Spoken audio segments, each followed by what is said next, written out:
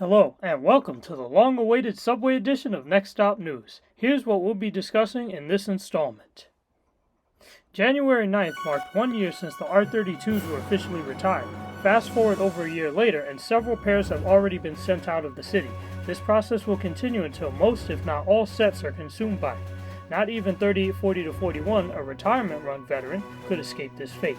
As of January 3rd, 3445-68, 3682-83, 3840-41 were all waiting scrap at the 36th to 38th Street yards and were moved to 65th Street Yard on January 12th. 3432-33 and 3444-3777 were also present.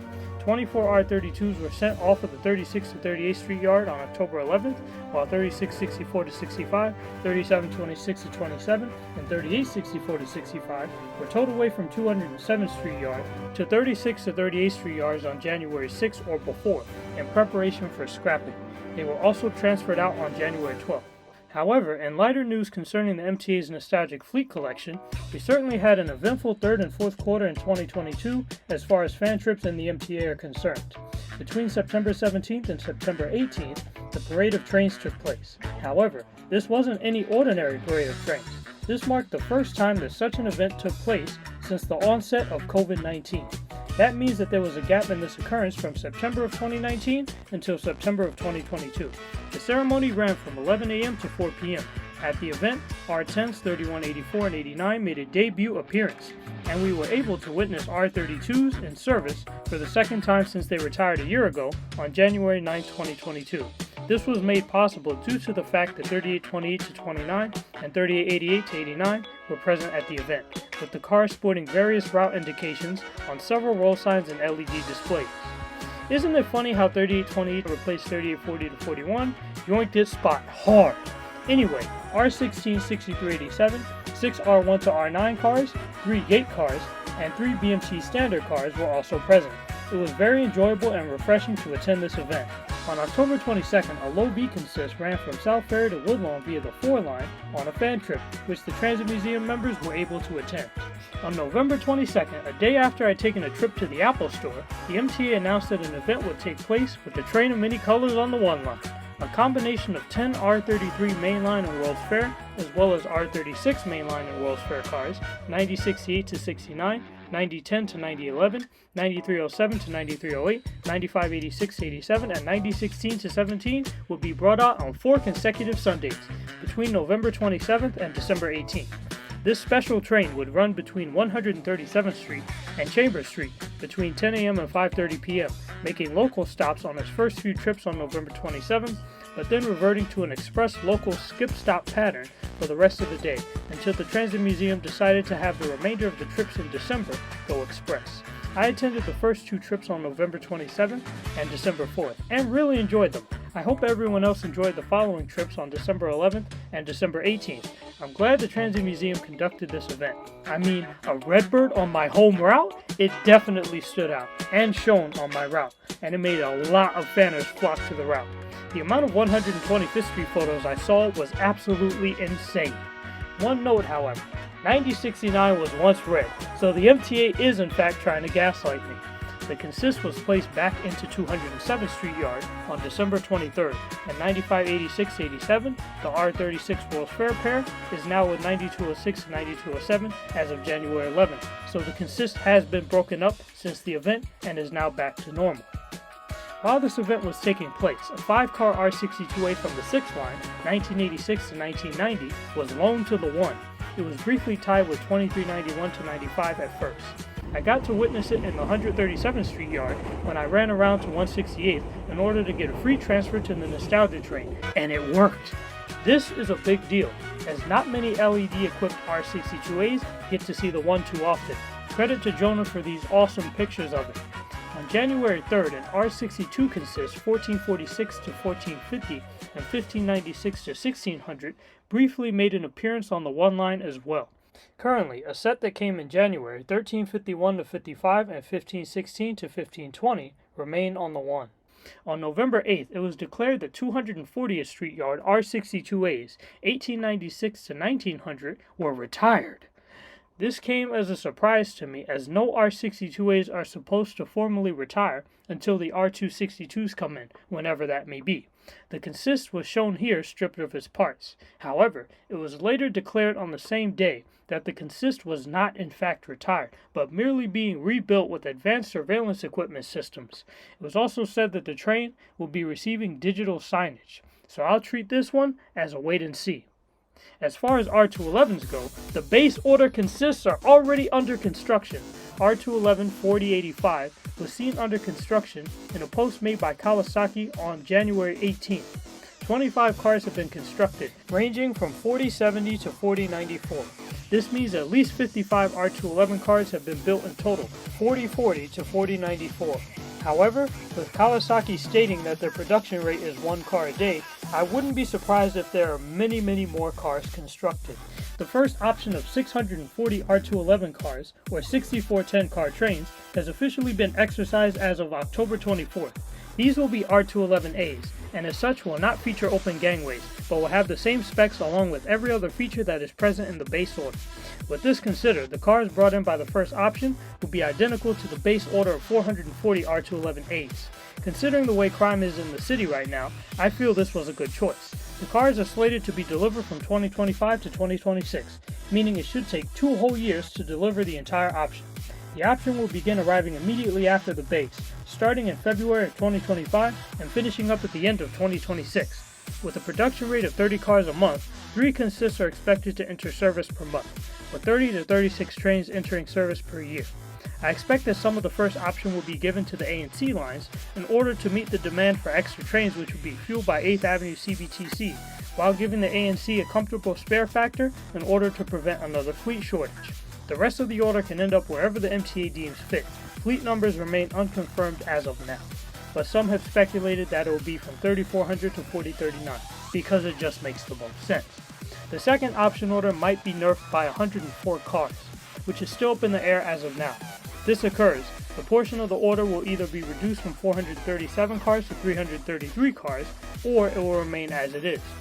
This option can still become R211Ts, and can still feature 4 car sets, but it is unknown what the MTA will do with it as of now. These 2 R211 option orders, when they arrive, will allow for the I&D to become fully new tech train equipped by 2027. The first consists of the long-awaited R211T Testers 4040 to 4044 arrived in New York on November 1st and were unveiled to the public on November 2nd. The consist was transferred to Pitkin Yard between November 8th and November 9th. It was present at Coney Island on November 24th before going back to Pitkin. It began testing on December 7th via 8th Avenue, then transferred from Pitkin to East New York on December 19th for articulated clearance testing on the BMT Eastern Division sharp curves between December 20th and December 21st, before going back to Pitkin on December 21st. It was then transferred from Pitkin back to Coney on December 28th, so it's been moving around quite a lot. Meanwhile, 4045 to 4049, the second 5-car consist, arrived at the South Brooklyn Yard on November 17th, and was linked together on November 24th while present at Coney Island. It got the chance to run on the F with VIPs on February 3rd, merely as a photo op to inform the public of its existence, and 4040 to 4049 has been testing intermittently in the Rockaways as a 10-car set since February 14th. Good opportunity to see an R42 protection set with it also. 4050 to 54 arrived at South Brooklyn Yard between January 26th and 31st, while 4055 to 59 arrived on January 31st. 4050 to 54 was sent to Coney Island Yard on February 2nd and was transferred to East New York Yard on February 13th before returning to Coney Island.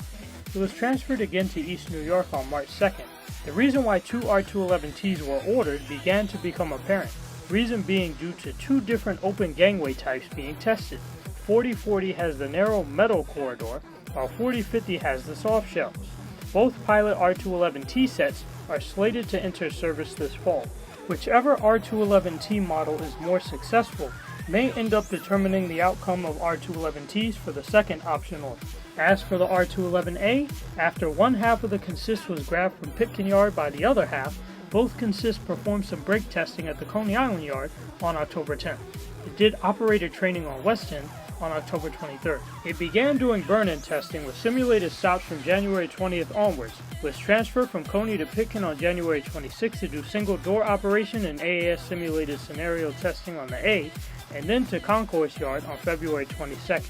It's basically been very busy doing simulated stops all winter as it prepares for its spring debut. Sadly, the R211A's planned debut in revenue service via 30-day acceptance test, as you are all aware, was delayed from November of last year till the spring of this year. At this point, the R211 is competing with the LFS Hybrid to see which one could be delayed the most. But as for the R211s, I understand, as everything needs to be legit before they officially hit the road and before more production sets arrive. And yes, I am aware of the rumor that they are entering service on the A on March 9th at 2 o'clock. That will be the same day this video is slated to come out. They have received flags and have been transferred from Pitkin to 207th. Hopefully by that time, it will have entered service and you guys would have hopefully enjoyed it. I'll wait for a while before I ride it and get pictures of it, however.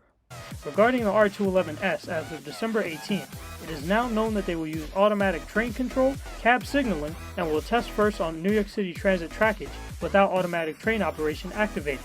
Afterwards, it will proceed to the island to perform its 30-day acceptance test. They will have the same specs as the R211As in terms of propulsion and design, but they may receive a few changes here and there to be capable of effective environment-centered operation. It became clear that the delivery of the R211S was delayed harder than my update when it did not arrive in February. On January 19th, it was revealed that an R211S was already built, numbered 100. This was very exciting to see, and it confirmed the fact that the R211Ss will not be articulated. On December 7th, it was announced that the Staten Island Railway's Clifton shops had received a massive overhaul. There is now a massive maintenance shop capable of maintaining and repairing all cars in-house, instead of having to send them to Coney Island's overhaul shop for extensive repairs. This will allow the R44s to continue to be repaired effectively until their ultimate retirement in late 2024, as well as allowing the R211Ss to receive effective island maintenance to keep them in good condition. This facility was made with the lessons of Ida in mind, using height to its advantage in order to resist flooding from hurricanes up to Category 2 strength to the best of its ability. R44 425 received an early retirement this fall due to metal corrosion. It couldn't hold out, I guess. Allegedly, 424 was next up to die as of September. This reduced the R44 total on the island to 59 cars, leaving 399, 402, 424 to 425, and 466 all out of service. The R44s are literally falling apart. Staten Island needs those R211Ss ASAP. Meanwhile, R46 consists 5550 to 53 has returned to Coney Island Yard as of January 16th, after temporarily being stored at 207th Street Yard. Concerning the existence of communications-based train control in various facets across the system, CBTC improved 7 and L train service by 23% over its existence so far.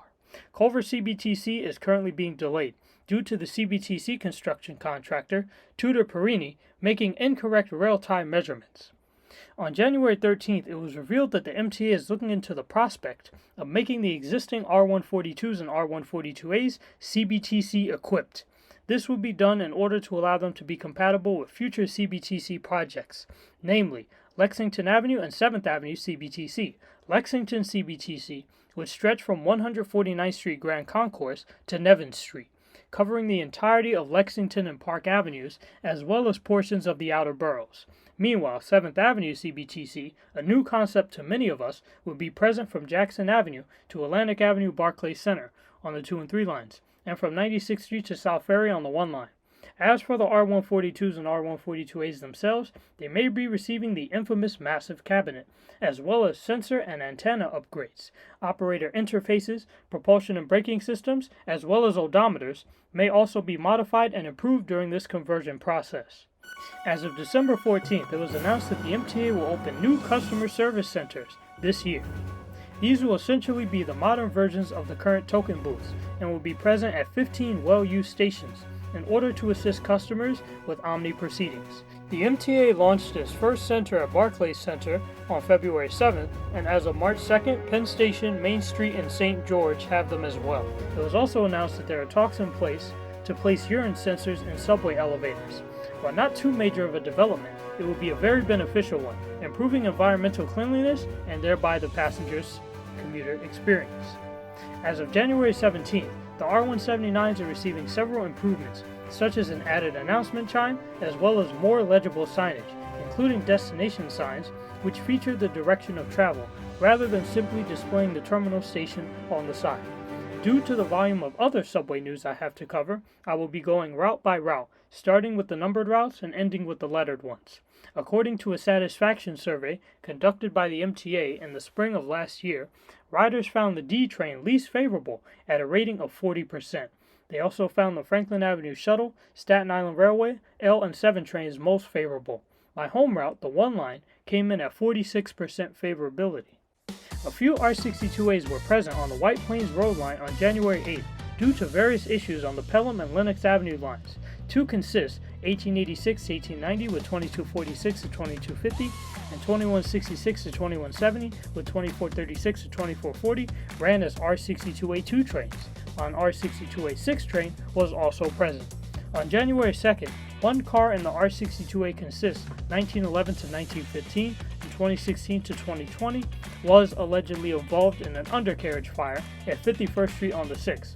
The car in question was an R62A single unit, that being 1915. Its fate as of now is currently unknown. On the 4 line, a work train derailed on January 11th near Kingsbridge Road. On October 3rd, a converted R188 set on the 7, 7361 to 65, received an Adwrap across both sides of the train to promote the New York Mets baseball team. Later, the same consist was given a God of War Ragnarok wrapper, along with 7446 to 7450. The same set that bears one of my favorite cars, 7922. This is reminiscent of what they used to do with the R62As, namely sets like 2090 and 2100. This is on top of the promotional announcements that Kevin Ritchie and others did on the 7 a while back. In December, it was announced that the MTA would soon improve 52nd, 69th, 82nd, 103rd, and 111th streets. Stairs, platforms, and lighting will be improved, whereas windscreens, artwork, and CCTV cameras will be annexed to improve customer safety as well as their commuting experience. This work will be done over multiple phases. I will utilize the Astoria Rehabilitation Project as a mental reference to what this project could look like. I wonder if we'll see Byford-style station closures. I also wonder if this is part of the plan listed in C&D contracting opportunities that I showed you a few months back. In addition to these future repairs, 33rd and 46th Streets are eventually slated to receive elevators in the future. Between January 15th to 16th, the IRT's countdown clocks were reported to be down, while one was shown to be shut down on January 11th. On the morning of January 17th, a network communication issue occurred, causing a loss of power at 96th Street, which resulted in 1 train being temporarily suspended between 96 and 137th Streets. An R160C train apparently made an appearance on November 28th in the form of a rerouted E. R179 consists 3146 to 49 was transferred from East New York back to Pitkin on November 18th, due to the C needing every train they can get at the moment. That train shuttles back and forth more than the R211s do. They are running on tight margins as is, so this move provided an extra spare for C train service. 3150 to 3153, despite going to East New York on January 29th, were returned to 207th Street on February 7th. Between December 26th and 31st, the 53rd Street tunnel for the E and M trains was closed for repairs. This allowed the tunnel to be repaired for an entire week. This caused E trains to run via 6th Avenue and M trains to run to Chambers Street. A very nostalgic throwback for many. Oh yeah, by the way, the E train had to use the 63rd Street tunnel to get into Queens. So that is pretty cool as well. An Alstom Siemens mix consist was reported to have run on the F on January 18th. Said consist was 8998 to 9002 with a 9800 series consist. The MTA plans to renovate the decaying 21st Street Van Alst station on the G. Repairs were slated to begin in January. Credit to the transit guy on Twitter for this info. Between January 27th and January 30th, the J train was suspended between Myrtle Avenue and Broad Street. This GO also completely suspended M train service. It is expected that the J train will receive partial closures over the next 2 years in order to facilitate rehabilitation efforts to the Williamsburg Bridge. Repairs are slated to take place from May to October of this year and from April to September of next year.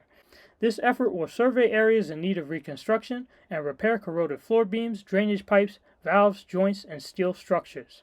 It is slated to cost $167 million and will be completed by mid-2025. As a reminder, ADA work on Queensboro Plaza is expected to begin this year. However, the end to Forest Hills plan has apparently been canceled. On December 29th, Prince Street experienced a partial ceiling collapse. Credit to Dr. Johnny as well as Subway Creatures for reporting on this. 1 billion OMNY rides have been met as of December 28, 2022. Congratulations, MTA! However, fare beating still remains as an apparent problem. As of November 29th, it was announced that armed guards would be utilized to stop fare beating attempts. Some may agree that this is too excessive, however. Nevertheless, the MTA claims that this increases their revenue by $100,000 a month by forcing more people to properly pay their fare. The first 2 test stations for this program were Myrtle Wyckoff Avenues and Halsey Street. If armed guards are needed to enforce fares now, imagine how much more they'll be needed when the upcoming fare hikes occur. The MTA intends to raise the fare by 5.5% this year. In other words, they plan to raise the fare to $2.90, while blaming it on the pandemic as well as the need to close the $2 billion gap in the next 4 years. That's not the worst of it. Projections indicate that the fare may rise all the way to $3.50 by 2026, an increase of 75 cents from the current price. This isn't helped by the fact that the subway is only expected to recover to 80% of its initial ridership in the next 4 years. On October 23rd, in an effort to combat crime, it was announced that officers will begin to patrol up to 300 stations. They will pull this off by adding an extra 1,200 overtime shifts. They also emphasize focus towards psychiatric centers for those unwell in the subway system. This collaboration effort by the mayor and governor was dubbed Cops, Cameras, Care. I bring it up because it ties in with the plan announced on September 20th to retrofit all 6,355 existing subway cars with 2 cameras each. With this planned initiative, along with the already camera-equipped R211s, the MTA plans to have a fully camera-equipped subway fleet by 2025. Currently, 10,000 cameras exist in the station system-wide. However, an additional 3,800 are planned in order to adequately cover 130 subway stations. This project will cost a total of $5.5 million. The MTA plans to alter typical headways, in accordance with work patterns altering due to the effects of the pandemic. They intend to improve headways on the G, J, and M trains by 2 minutes to provide more convenient travel in the outer boroughs. Implement an earlier rush hour period for the A and C by allowing it to start 1 trip earlier, and perform weekday service reductions for the 1, 6, 7, E, F, L, and Q trains, which I feel isn't smart, considering that those lines receive heavy ridership, but alright then. Considering that it'll only take effect on Mondays and Fridays, I hope it won't hamper service too drastically. These changes are slated to take effect in June. Due to the high volume of content, I have to end the video here and split the rest of the content into other sections. Credit to Brian Mercy 1022 as he provided a lot of information mentioned in this video. Also, credit to NJTE, MTA Bus Transit Fanner, Tricky, Jake Sir, True LaGuardia Fulmer, Coney Island Robo Avenue, Sonic, Wanna Make a Deal, Atlantic, and many others for the photos shown and information listed in this video. I hope you guys enjoyed this update. Please subscribe, stay blessed, stay healthy, stay hype, and thank you for riding with Next Stop News.